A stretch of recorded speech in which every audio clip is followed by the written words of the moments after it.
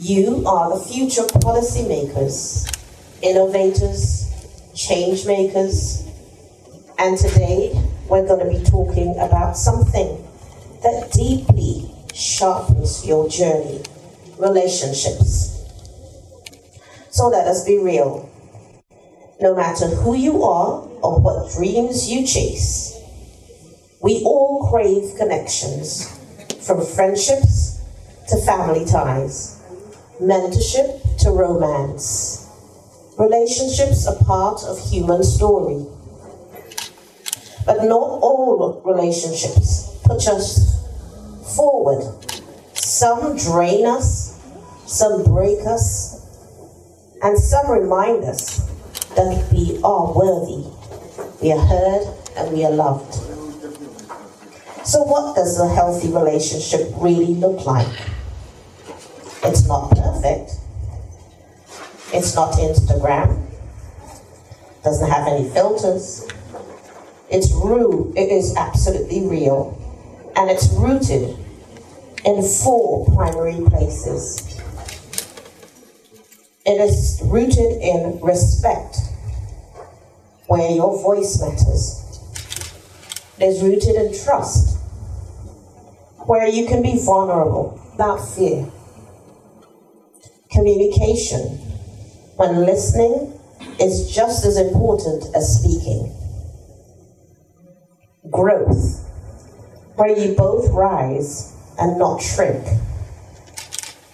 So let me remind you of something. Your voice is powerful. Use it to speak your truth. And let it set your boundaries. Use it to say, I deserve better.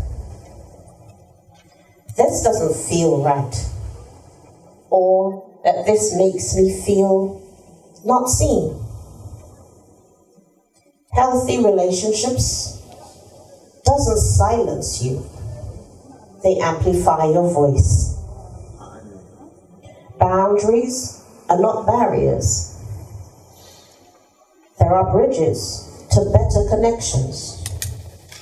They teach others how to treat you. And saying no to what drains you is actually saying yes to your peace, your growth, and your worth.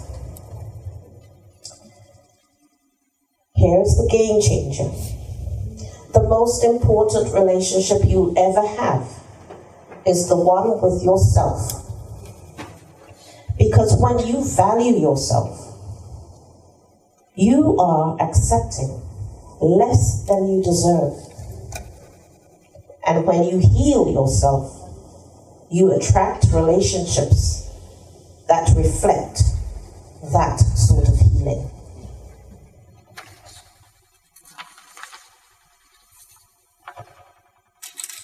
So here's the challenge for every young person here today.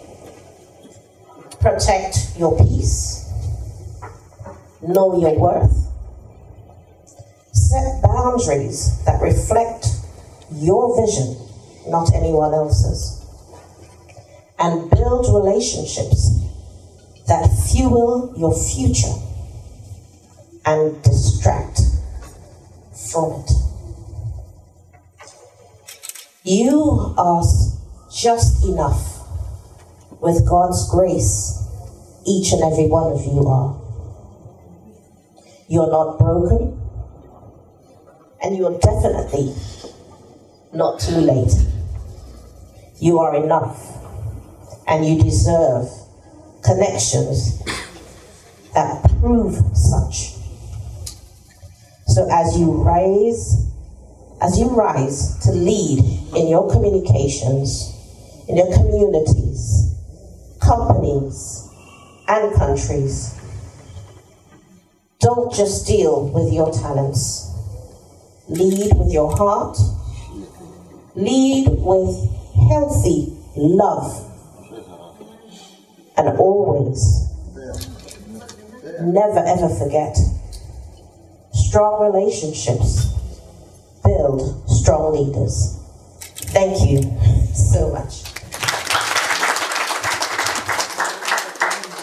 Thank you, Your Excellency. I very much appreciate your quote in terms of the young youth relationship for our future change makers and policy makers, along with we are heard and loved. It's super important to actually understand and appreciate yourself. And then your voice is powerful. It's heard. Please do speak up, because your voice is what carries you everywhere. I'm now going to call Dr. Fallati for his topic on entrepreneurship and education.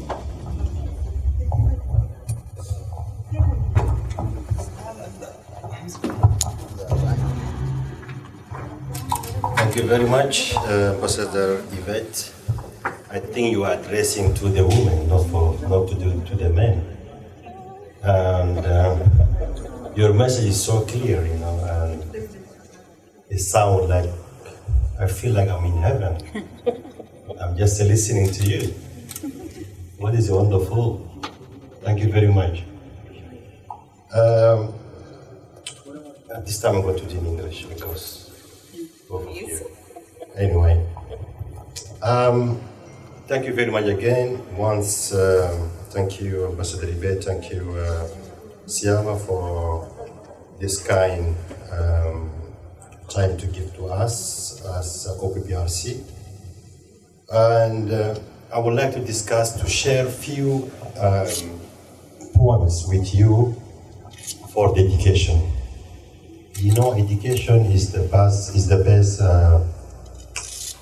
In many countries, our education is very weak.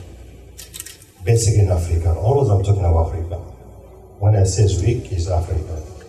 Because I want to talk in very clear to make everybody understand what I'm saying.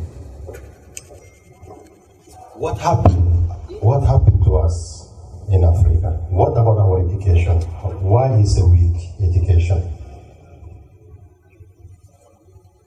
Because our leaders, they are not focusing more in education. Why? Because if those people, if the youth are well educated, that will be more challenges for them. Because it's not easy to convince someone have a very good education, and easy to convince people doesn't have an education. Education is the key of the succeed. When you are succeed, is education.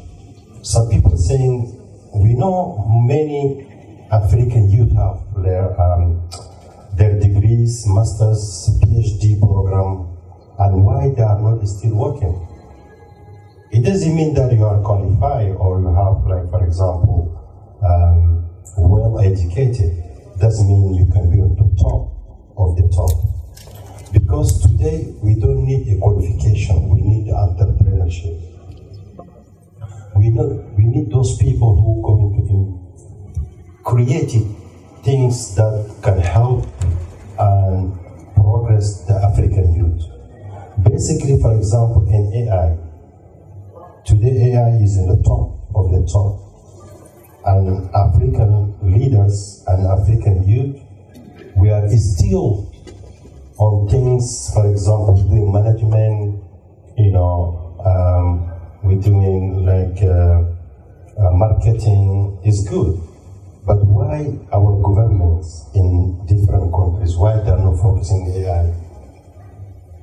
And I'm going to share one secret of the AI with you today. The AI percentage in the world is a 1.5 of the African. They are top on AI in Europe, in US, and Canada, and Australia. Why those people not going back to Africa? Why they are still in Europe? You have talent. You have knowledges. Why you are not going back to Africa? There is a reason, and the reason is very clear for everyone. We are insecure. There is not lack of opportunities, and there is many others barriers that hold up the African youth in different countries in Europe and in Canada and everywhere. Entrepreneurship is something very, very important. As some countries, for example, like Rwanda, look at how Rwanda was being very developed countries. It's more developed than Europe. Rwanda, they have very high system in technology. They're monitoring everything across the country. You can go around until 1, 2 a.m. in the morning. You can even go out, for example, in some country in Europe.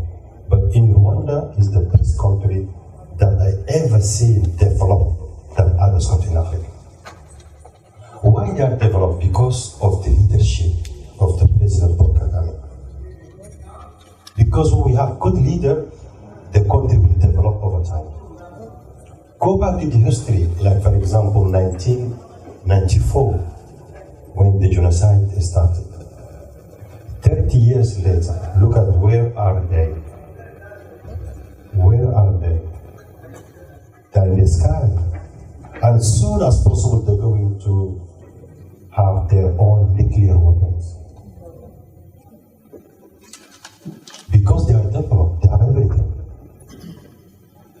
I've been to 28 countries in Africa. But when I came to Rwanda, I was being jealous. Because why my country is not like that? Why Sudan is not like that? Why Cameroon is not like that? Why Gabon is not like that? Why Nigeria is not like that? You will feel yourself like more comfortable than your own home. Because they have a strong leadership. The Excellency President Paul Kagame is always working with the youth. You go check on Google, you will see all his government teams under 35 years old. Is the leadership because he wants to share everything with other people. We need to learn from this. Those people experience very high level in genocide in the world. But today, they are the first in Africa. So, all this because of education. If you educated people, that means you develop your own country. Education is the key. Education is the umbrella of the succeed. Education is the only option that has been left for African youth. If we are not educating our children, our next generation, that means we're going to lose everything that has been built over the last 20 years. Look at the structure. Look at how this country has been developed. Go outside, look at how Canada was being constructed, how they are being organized. They are human beings like us. They have brain like us. They have the same heart. They have the same blood. Just that the color is different. Just that the color. We can't blame ourselves because we've seen ourselves as the black people. We say we cannot reach. Of course we are going to reach. We're going to reach with our hearts. No. And sometimes we say only if God willing. It's very good to say God willing according to religions. But we cannot always blame God about what we are. Those white people, they are same as us. We're breathing on the same time. We die, we eat, we sleep, and we wake up in the morning. But go back to Africa, people wake up at 2 a.m., 2 p.m. in the evening. People going to school, there's no teachers. Going to school, there is not even, like, they have education under very bad condition. We are not paying enough our teachers. But here, where you are a teacher, ask a teacher how much you get per month. That is important.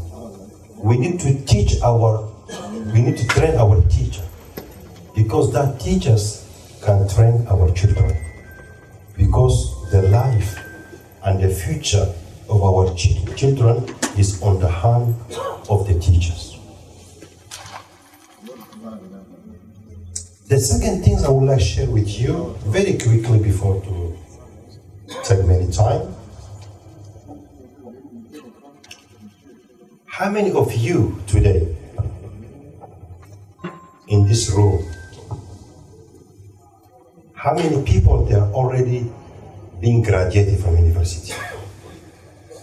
And how many people they are still students? And how many people they see themselves from now to 5 years? Where would you want to be?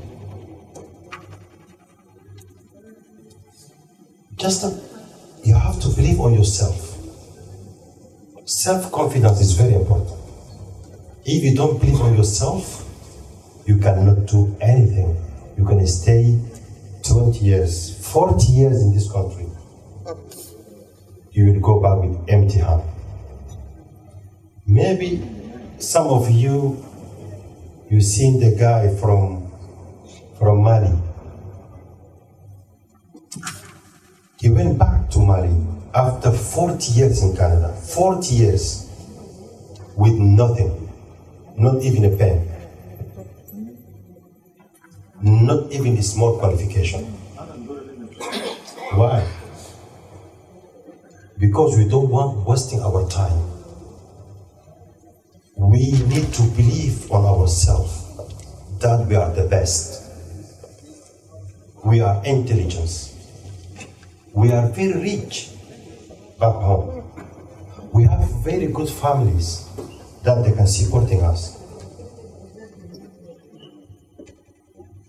The third things I would like to share, and it's the last, I promise. Some of us, they don't believe.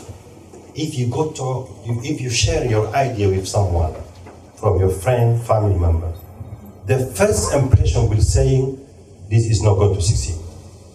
Every activity or things you want to create an enterprise, or you want to open a restaurant, people, they will say, no, nobody will come and eat because you are black.